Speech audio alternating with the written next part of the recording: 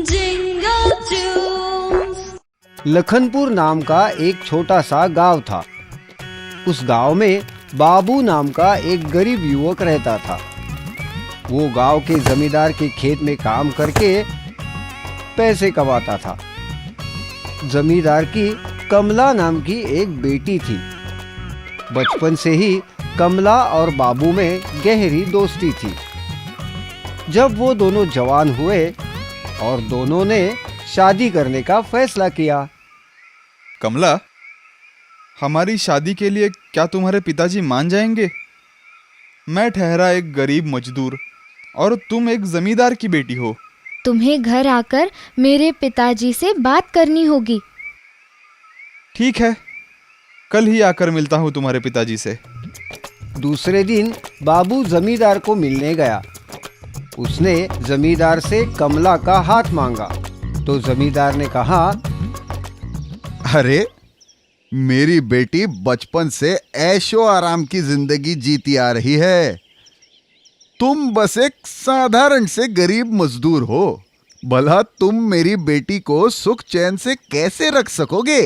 सरकार, मैं दिन रात मेहनत करूंगा, आपकी बेटी को बहुत खुश रखूंगा। अरे, दिन रात मेहनत करके भी तुम ऐसा कितना कमा लोगे? तुम एक काम करो, अगले 6 महीनों में 1000 सोने के सिक्के कमा कर दिखाओ, तब भी मैं इस शादी को अनुमति दूंगा। ये सुनकर बाबू थोड़ा निराश हो गया, लेकिन उसने बिल्कुल भी हिम्मत नहीं हारी।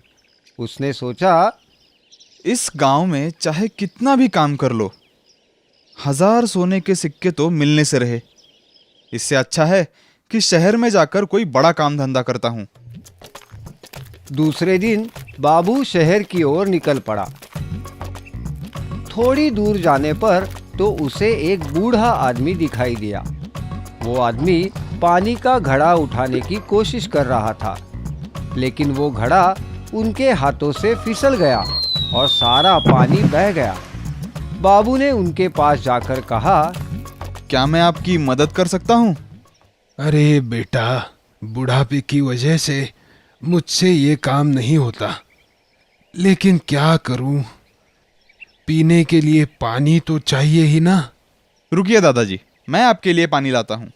बाबू घड़े में पानी भरकर ले आया, लेकिन फिर उसने सोचा, आज तो मैंने घड़ा भर दिया, लेकिन दादाजी कल कैसे पानी लाएंगे? दादाजी, ये लीजिए पानी। क्या आपके पास कोई कुदाल है? कुदाल? हाँ है ना, पर तुम्हें कुदाल क्यों चाहिए? आप दीजिए तो सही। दादाजी ने बाबू को कुदाल ला कर दी। बाबू ने 2-3 दिनों में ही एक छोटी सी नहर बनाई। अब नदी का पानी नहर से होता हुआ दादाजी के झोपड़े तक आ गया था। बाबू ने दादाजी से कहा, दादाजी, अब आपको जब भी पानी चाहिए होगा तो आप नहर में से ही लीजिए। बेटा, बहुत मेहरबानी तुम्हारी। तुम्हारे इस काम के लिए मैं तुम्हें एक इनाम देना चाहता हूँ। ये कह के दादाजी झोपड़े में गए और एक पिंजरा लेकर बाहर आए। पिंजरे में एक पंछी था। ये लो तुम्हारा इनाम। दादाजी, इस पंछी का मैं क्या करूं?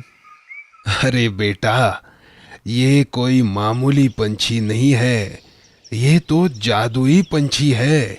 जब भी ये पंछी हंसेगा, इस पंछी की चोंच से 10 सोने के सिक्के निकलेंगे। ये बात सुनकर बाबू हैरान हो गया। ऐसा तो उसने पहले कभी नहीं सुना था। सच में ये जादुई पंछी है? ये हंसेगा तो क्या सच में सोने के सिक्के मिलेंगे? अरे हाँ बाबा, सच में ये जादुई पंछी है। मैं तुम्हें दिखाता हूँ। दादाजी ने पंछी को पिंजरे से बाहर निकाला और कहा, ओ मेरे लाडले थोड़ा सा हंसो, ओ मेरे लाडले थोड़ा सा हंसो। दादाजी के ऐसा कहते ही पंछी मुस्कुराया और उसकी चोंच से 10 सोने के सिक्के दादाजी के हाथ में आ गए। सोने के सिक्के देख बाबू खुशी से पागल हो गया। ओहो, तो ये सच में जादुई पंछी है, सोने के सिक्के देता है। अब 1000 सिक्के कमाना मेरे लिए मुश्किल नहीं। आपका बहुत बहुत शुक्रिया दादाजी। आप नहीं जानते आपने मेरी कितनी मदद की है। दादाजी ने दी हुई अनोखी भेंट लेकर बाबू खुशी खुशी अपने घर की तरफ निकल पड़ा। अब बाबू को शहर जाके काम करने की जरूरत थी नहीं। बाबू घर की तरफ लौट रहा था, तब तक रात हो चुकी थी। फिर उसने सोचा, यहाँ तो मेरा दोस्त श्याम रहता है, आज रात उसी के घर में रुकता हूँ। बाबू श्याम के घर गया। उसे देखकर श्याम भी बहुत खुश हो गया। अरे बाबू, आओ, इतने दिनों बाद यहाँ कैसे आना हुआ? बाबू ने श्याम को जमींदार की शर्त और जादुई पंछी की सब कहानी बता दी। ये तो बहुत अच्छा हुआ। अब तुम जमींदार की शर्त भी पूरी कर पाओगे और कमला से शादी भी कर सकोगे। आज रात यही ठहर जाओ और सुबह होते ही अपने गांव लौट जाना। श्याम ने बाबू की अच्छी खातिरदारी की। रात में बाबू अपने सिरहाने जादुई पंछी का पिंजरा रख के सो गया। श्याम और बाबू की सारी बातें श्याम की पत्नी सुन रही थी। सोने के सिक्कों के बारे में सुनकर उसके मन में लालच पैदा हो गया। बाबू के सोते ही उसने श्याम की मदद से वो जादुई पंछी बदल दिया। सुबह होते ही बाबू जादुई पंछी लेकर अपने गांव की ओर निकल पड़ा। गांव आते ही उतावलेपन में उसने सीधा जमींदार के घर का रुख किया। जमींदार जी, जमींदार जी। अरे बाबू, तुम इतनी जल्दी कैसे आ गए? और 1000 सोने के सिक्के लाए हो कि नहीं? आप सिर्फ 1000 सिक्कों के बारे में सोच रहे हो, मगर मैं तो यहाँ सोने के सिक्कों का ढेर लगा सकता हूँ। ये देखिए। बाबू ने पिंजरे से जादुई पंछी को बाहर निकाला और पंछी से कहा, ओ मेरे लाडले थोड़ा सा हंसो, ओ मेरे लाडले थोड़ा सा हंसो। लेकिन हुआ कुछ भी नहीं।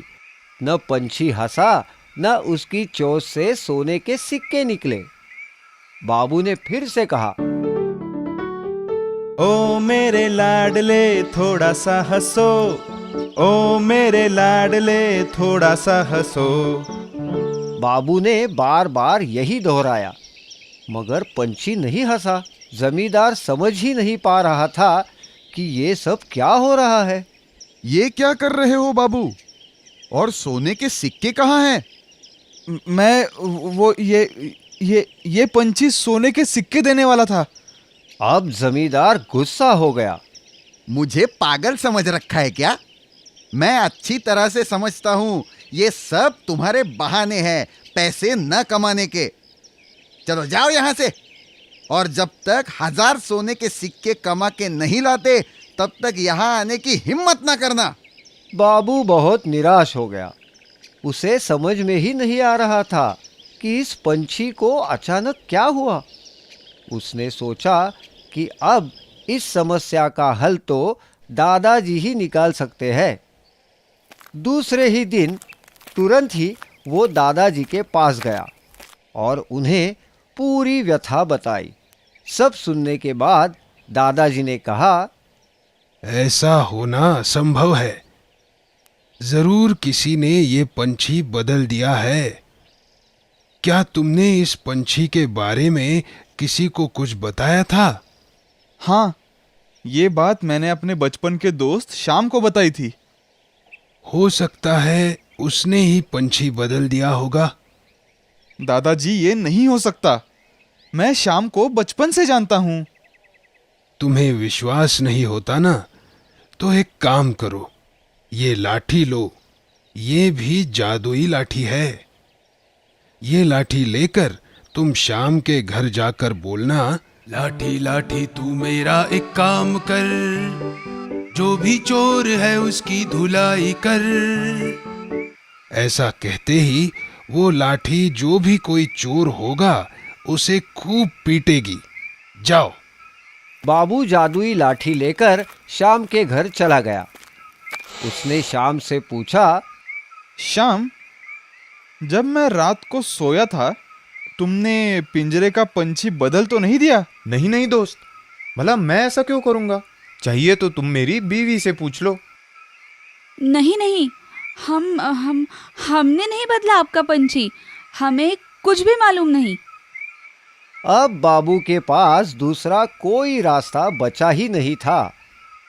उसने लाठी ली और वो बोला, लाठी लाठी तू मेरा एक काम कर, जो भी चोर है उसकी धुलाई कर।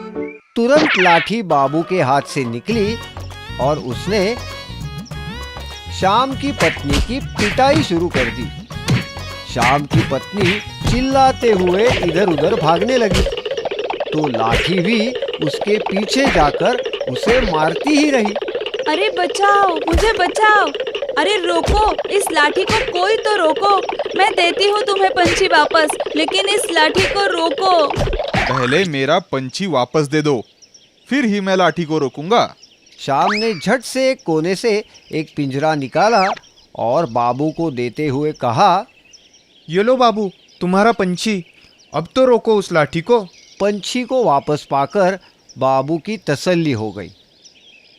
उसने लाठी को रुकने के लिए कहा। लाठी लाठी रुको रुको, लाठी लाठी रुको रुको। लाठी बाबू के पास वापस आ गई। श्याम और उसकी पत्नी ने बाबू से माफी मांगी। हमें माफ कर दो बाबू, लालच में आकर हमने ही तुम्हारा पंछी चुराया था। बाबू जादुई पंछी लेकर अपने गांव वापस आया। उसने जादुई पंछी को हंसने को कहा। 1000 सोने के सिक्के जमा होने पर उसने वो सिक्के जमींदार को दिखाए। जमींदार हैरान हो गया। उसने पूछा, मगर तुमने ये कमाए कैसे?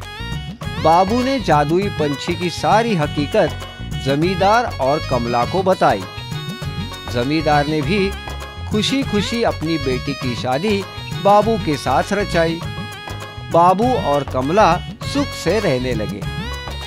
तात्पर्य, अच्छे काम का फल अच्छा होता है और बुरे काम का फल बुरा ही होता है। हम आपके लिए हमेशा नई कहानियाँ और नए गाने लेकर आते रहेंगे। तब तक आप गाते और देखते रहिए jingle Toons, jingle Toons, jingle Toons.